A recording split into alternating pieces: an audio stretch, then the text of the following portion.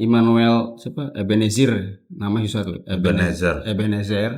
Itu sering sidak para perusahaan yang menahan ijazah karyawan segera dikembalikan tanpa ada syarat. Gue tarik ke belakang.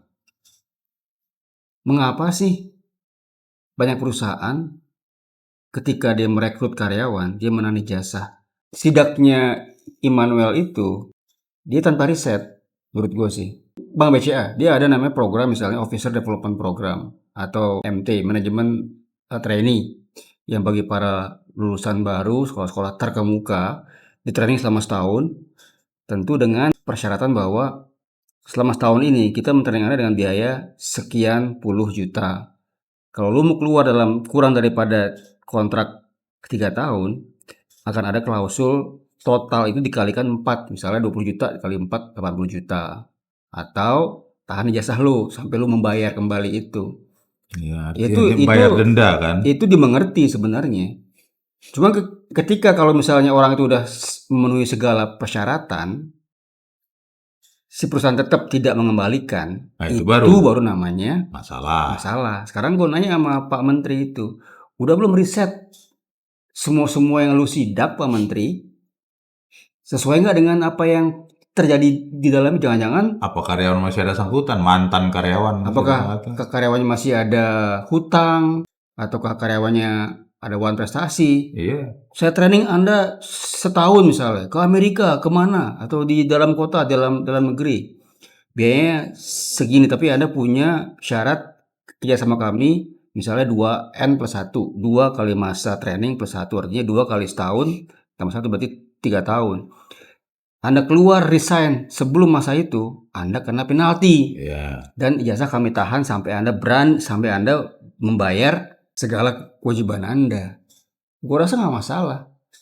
Kecuali kalau semua karyawan itu masuk ke kantor lu, semua jasa ditahan tanpa ada prasyarat, ya itu baru menteri kita harus wajib membantu. Jadi gue bilang sih sebaiknya Pak Menteri, Pak Wamen riset dulu. Ada tanggapan dari cuy? Kalau gue sih kayaknya yang dikerjakan Wamen siapa? Noel ini itu aja kan, ijazah sekarang. Gitu. Iya, sampai ke Riau, keluar pulau deh. Sementara yang lain nggak diurusnya. Kayak kemarin itu yang di Binjai ditutup sama ormas usaha apa es apa itu? Ya es batu itu nggak diurus.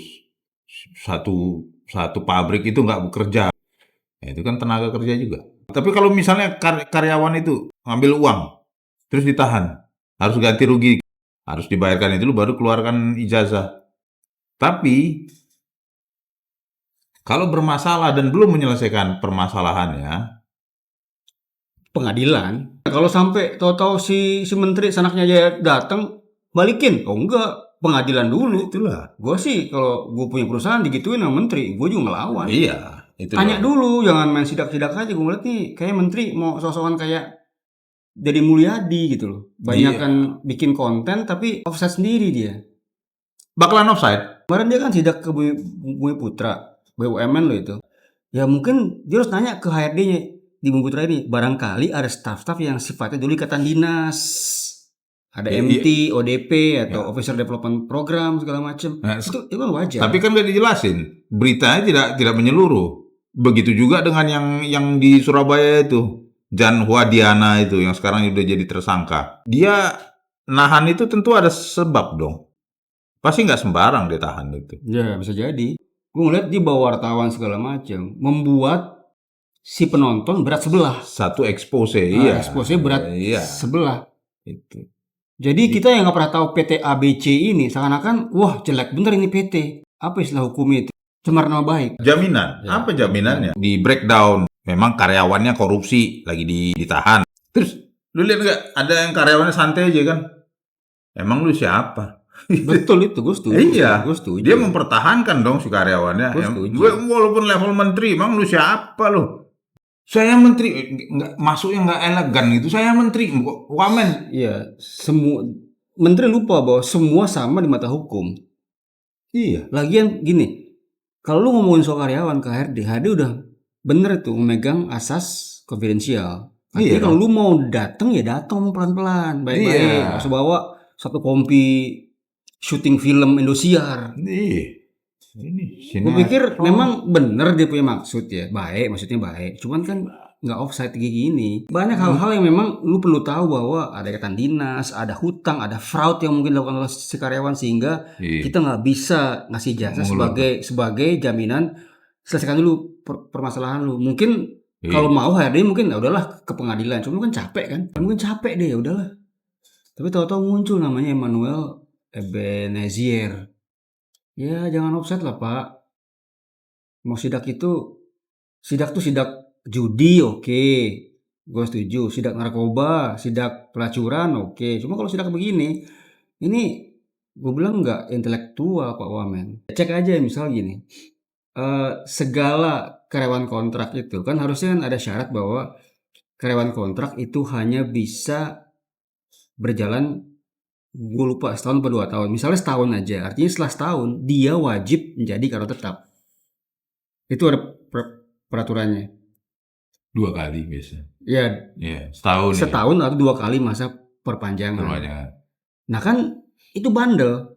Setelah 2 tahun Diperpanjang. disuruh resign, ngulang lagi daftar. Sama aja, membuka banyak pelanggaran juga. Mungkin buat sistem kali, kalau KTP-nya sama, lu nggak boleh lagi mengajukan kontrak. Begitu secara sistemik. Jangan suruh resign, daftar lagi. Sama aja kan, berlarut sampai ada yang kontrak 10 tahun. Itu yang Pak Wamen cek atau analisa, dibuat lebih baik peraturannya. Baru lu jempolan Pak Noel. Itu beruntung loh. Kalau misalnya seandainya itu si Pak Wamen itu datang marah-marah, si Hadim bisa bilang begini, Bapak tahu nggak dia tuh maling. Ya mungkin ditahan kali kan? Ada buktinya. Saya punya bukti dia maling sekian-sekian. Ya mungkin- Malu itu Wamen. Malu itu Wamen kalau tahu-tahu Kan ada respons jujur dari manajemen HRD-nya. Loh, enak aja dia hutang segini dan dia want prestasi. Enak aja Wamen nyuruh saya. Emang Anda siapa? Anda kerja di sini nggak? Kan enggak. Anda cuma sidak doang. Cari pansos. Gue lebih respect lu pansos, lu nyemplung ke kali bersihin kotoran daripada kayak gini. Ya, jadi sidak itu juga perlu pembelajaran, perlu riset. Gue mending lihat yang abal-abal gitu ya. Bupati mana datang ke kantor PNS yang belum datang jam 8.30. Itu masih gue akuin lah, dia marah-marah. Ya itu bener sih sidaknya, ini ngapain lu tuh dibayar negara, dibayar masyarakat, kenapa lu datang terlambat? Itu bener sidaknya. Dia ke bank-bank yang gede ada nggak? Nggak ada, mana berani dia.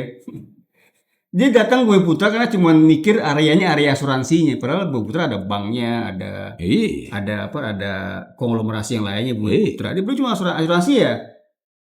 Kan tuh isi cuma sales-sales doang. Ya makanya Wamen datang jangan sidak. Ini masalah konfidensial, masalah orang. Kalau manajemennya bener, lu malu Wamen. Malu lu Wamen kalau tahu bener ya. Orang ini fraud, orang ini bermasalah. Ini ada buktinya. Malu lu Wamen. Cobalah lu bikin konten lebih dibikin skenario yang baik lagi lah. Pak Wamen drop out.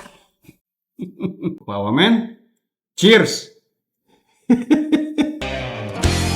Sometimes you wanna go where